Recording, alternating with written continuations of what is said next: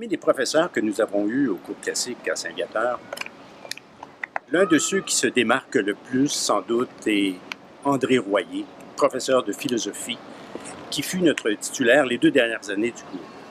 Le professeur Royer est un exemple parfait du philosophe moderne qui est curieux, qui touche à tout, qui a les idées ouvertes et qui nous amène sur des terrains que nous ne connaissions pas et qui, surtout, je crois, nous a inculqué ce scepticisme qui nous permet de ne pas croire tout ce qu'on lit, tout ce qu'on voit, tout ce qui est écrit et de faire preuve d'un scepticisme qui nous sert tous les jours. Le professeur Royer avait des expressions qui lui étaient bien typiques. Par exemple, pour lui, il ne suffisait pas de dire que quelqu'un était arrivé au bout du rouleau ou qu'il avait travaillé au coton. Dans son cas, lui, c'était « usque ad cotonem ». Et quand on avait nos discussions assis en rond avec lui, il fallait éviter de faire trop référence à ses lectures parce que le professeur Royer répondait presque systématiquement « Baudin, tu lis trop ».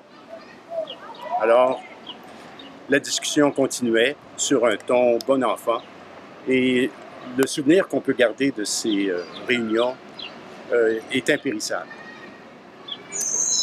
Un jour, je crois que c'était le dernier examen de la dernière session en philosophie.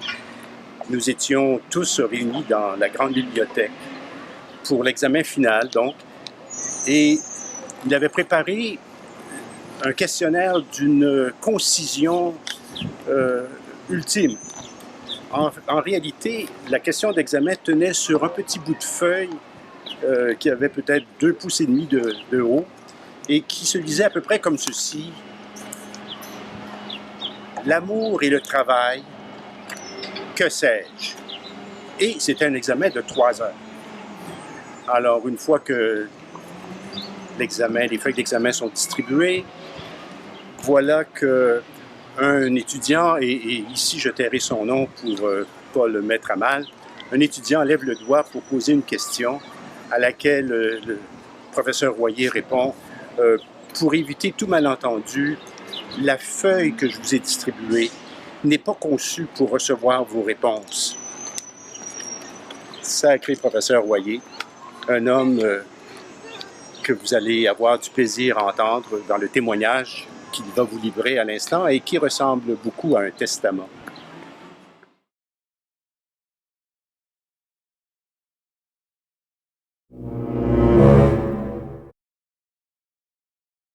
Je vous propose un tout petit bout de réflexion sur un sujet éternel et qui peut se décliner de plusieurs façons. Ainsi, pourquoi suis-je né? Pourquoi je m'instruis? Pourquoi être honnête plutôt que malhonnête? Pourquoi enfanter? Pourquoi j'aime? Pourquoi souffrir? Ma vie a-t-elle une utilité? Et pour qui? En un mot comme en 1000, pourquoi vivons-nous? Quel est le sens de la vie? La vie a-t-elle un sens? Je vous suggère une première réponse.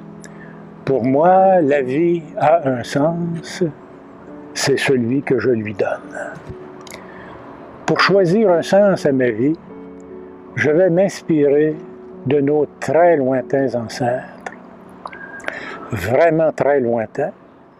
Je vais m'inspirer en particulier d'Homo sapiens.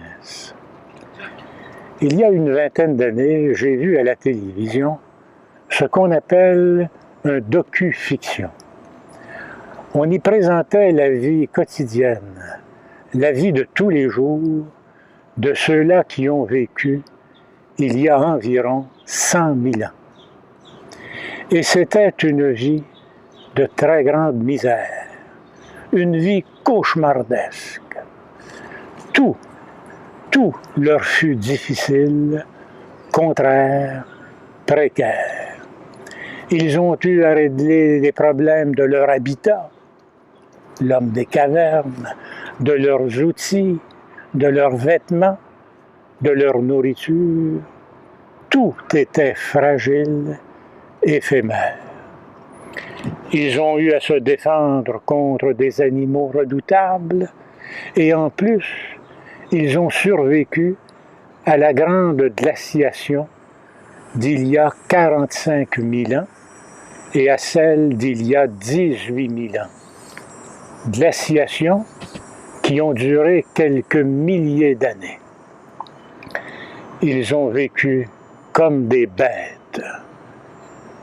Pour survivre, ils devront innover, créer.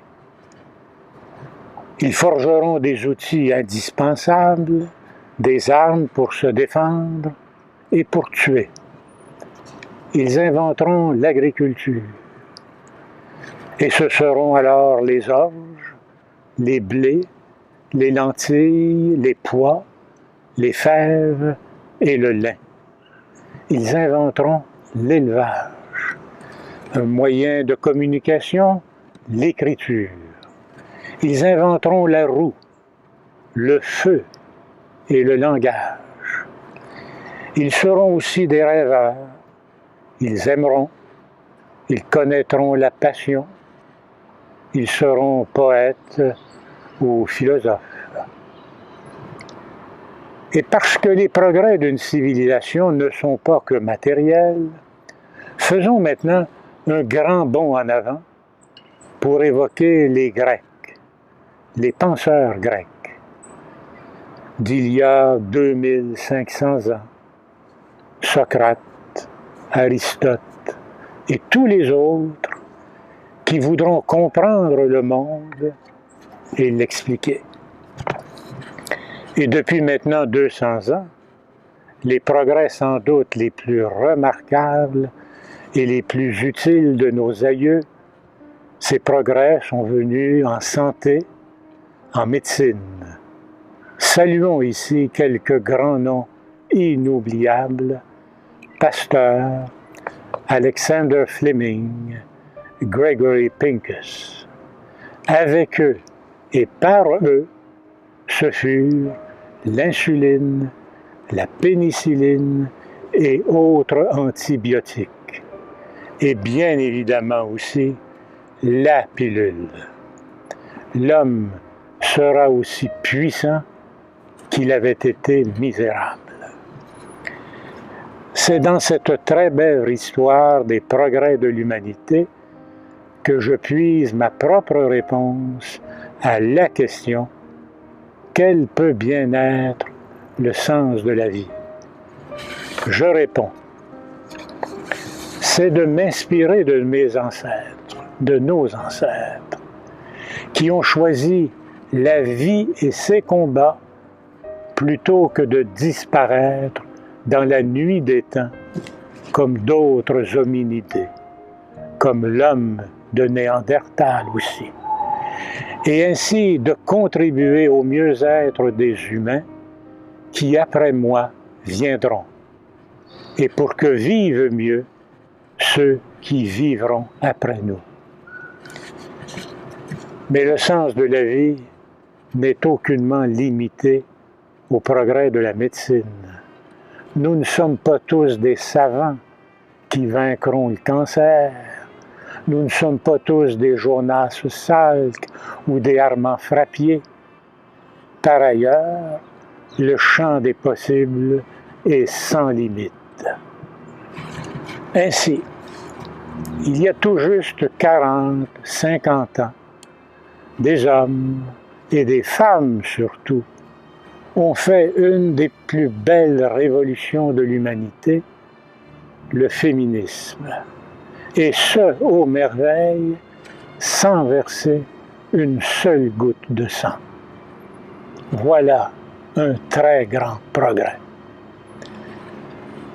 Je vous raconte un autre exemple qui n'implique pas la médecine et qui est une très belle histoire de la générosité des humains.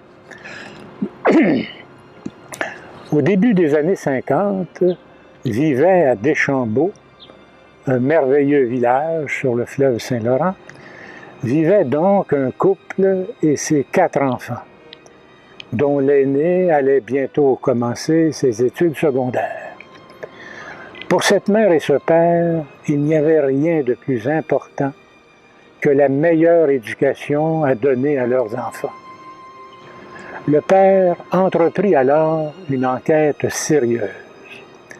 Trouver à la grandeur du Québec la meilleure école, le meilleur collège qui soit. De toutes parts, on lui conseilla le collège Sainte-Marie à Montréal. Faut dire que l'externat classique Saint-Viateur n'existait pas encore. Ce couple avait toujours vécu dans un petit village, ce qu'il aimait beaucoup.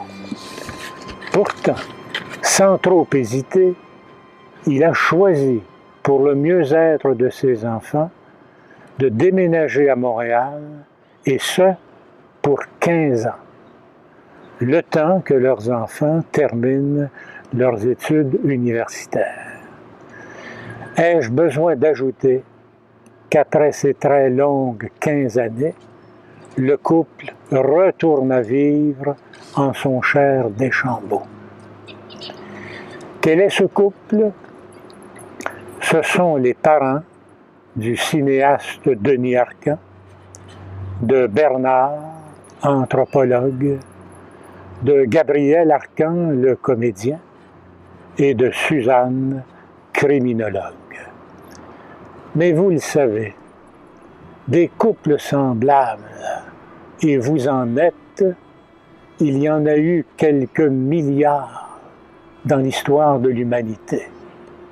Pour que l'humanité évolue, progresse, grandisse, pour que la suite du monde soit meilleure que la nôtre. L'histoire de l'humanité m'apprend que nos ancêtres qui sont nés misérables et dépourvus de tout n'ont jamais cessé de se battre et de créer sans cesse, de siècle en siècle, pour que la vie soit toujours meilleure. Vous, les anciens de Saint-Viateur, vous qui avez réussi votre carrière, vous qui avez été des conjoints et des parents dédiés à vos enfants, vous êtes les courageux continuateurs de nos devanciers. Pour demain, les chercheurs auront pour principale mission de vaincre le cancer, sans doute, et aussi l'Alzheimer et autres grands fléaux. Mais je crois qu'un autre chantier très important nous sollicite tous, celui de l'éthique. Ces derniers mois, nous avons appris qu'en affaires, que dans le domaine de la construction, en particulier, la morale a été mise à mal à peu près partout dans notre société. Le sens de la vie, aujourd'hui comme hier d'ailleurs, c'est d'innover, d'inventer, de créer. Mais pourquoi donc et pour qui? Pour le mieux-être de ceux qui viendront après nous et que pourtant nous ne connaîtrons jamais. C'est là le lot, le destin de l'humanité. C'est là notre métier de femme, notre métier d'homme.